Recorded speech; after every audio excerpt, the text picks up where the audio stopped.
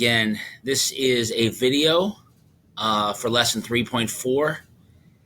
We are still in spreadsheets. All the lessons in Unit 3 are spreadsheets. This one is called the Top 10 Schools, and it's working with hyperlinks. So I'm going to quickly go through this lesson step by step. Once again, I'm probably not going to do the entire lesson, but I'll give you some examples, and you will just finish up the lesson doing the same way that we have done it, the first few examples that I've given. So let's get to it. So from your Google Classroom, like you always do, go to Add or Create, and you're going to create a brand new spreadsheet, and it should give it a title for you. This is lesson 3.4. So it'll be already attached. So when we finish this lesson, all you have to do is simply hit turn in twice, and you will turn it in. Okay? So let's get with the steps here. Step 2, it gives you a table, and it says enter the data as shown below. Well, I started ahead of time for the sake of saving time, and I went ahead and typed all this information on my spreadsheet. Column A is 10 schools. Column B is location of those schools. If you notice, like cell A4 says the University of Michigan, it's cut off. That's fine. Leave it like that. Don't touch it yet. We will fix it later. Number 5 is the University of Pennsylvania, also cut off. A6 is University of Texas, also cut off, so on and so forth. Do not resize anything yet. Leave it as is. We will get to that later in the lesson. So make sure that when you're copying information into your spreadsheet, if it's supposed to be in B7, then you put it in B7. If it's supposed to be in A11, make sure it goes in A11 so there are no issues with following the directions. Okay, so that is step 2, just copying the information on your spreadsheet.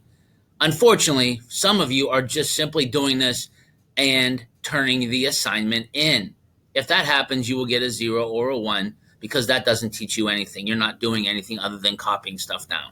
So please make sure, as I always say, don't just watch this video, but follow all the directions, because sometimes in the videos, I do not cover every single step, okay?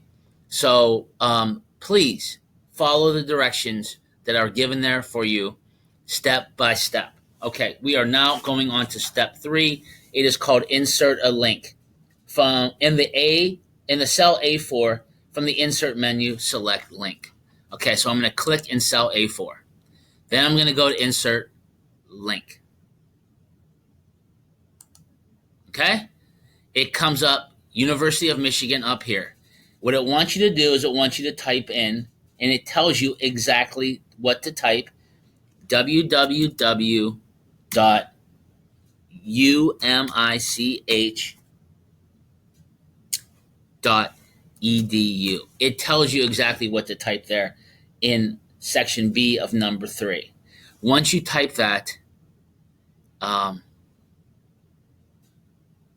simply hit apply. Okay? So there it inserts the link for you. So that is done. Okay? You're going to do the same thing for all of these. So this is the University of Pennsylvania. You're going to go to insert a link. And then in part C of number 3, it tells you what to type in for University of Pennsylvania. This would be www.upenn.edu. And then hit apply. You'll notice it turns blue with an underline. That means it's a link. So if you hover over it, and I clicked on this, University of Michigan, it will take me to the school's website immediately. That's why it's called a hyperlink. It takes you there quickly. University of Texas, let's do another one. Insert, link. Okay? This one is www.utexas.edu. And once again, I am getting this information right from the chart that's provided for me in number 3, part C. I'm going to hit apply. Okay. Indiana University. Insert. Link. This one www.iu.edu.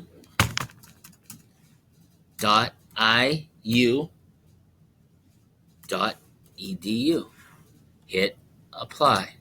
Okay, so there I have done 4. I'll do one more. I think I mistyped there. Okay, I will do one more. Insert link. And this is for the University of California. This is www.berkeley, BERKELEY.edu, and hit apply. Okay, so I've done 5 out of the 10 for you.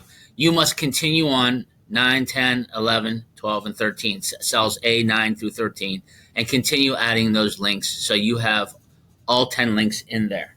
Okay, now moving on. Number 4 says bold row 3. Well, I've already told you guys in previous videos that rows go across. So all I do is click the number 3 and it highlights the whole thing. I go up to the B and I bold it. Okay, turn the page in the directions. I got to format the column with. That simply means I want to make the column bigger. Place your cursor over column A heading until the drop-down arrow appears. Resize column. Okay? Now, it is 100. It says in the directions in letter B of number 5 to type in, they want it to be 150 and hit OK. So as you can see, I made it bigger. However, you still can't see all the writing. In A5, University of Pennsylvania is still cut off. A9, University of North Carolina is cut off. A13, University of Southern California is still cut off. Now, normally, you would go up here like this with the double arrow. You would double click and it would automatically widen for you, but that's not what we want to do in this. It doesn't tell you to do that in the directions, so we are not going to use that. Instead, we're going to use something called text wrap. And what that does is it says select, I'm on number 6 now, by the way. It says select cells A4 to A13. Okay. Like so. And it says from the text wrapping drop-down menu, select wrap. So I believe the text wrapping menu is here. And it says to select the wrap. Now what it's going to do is it puts it underneath. So instead of the University of Pennsylvania being cut off, it now puts it underneath. It did the same thing for the University of North Carolina and the University of Southern California. Okay, so that's pretty simple. Moving right along, number 7 says italicize and change the font color of cell B4 to red. Here is B4. It says once again to italicize and change it to red. Well, in the toolbar, the I means italicize, and then we want to change the text color to red. And there we go. Okay. The next step is one that I'm not familiar with, so I will try it and see how it works.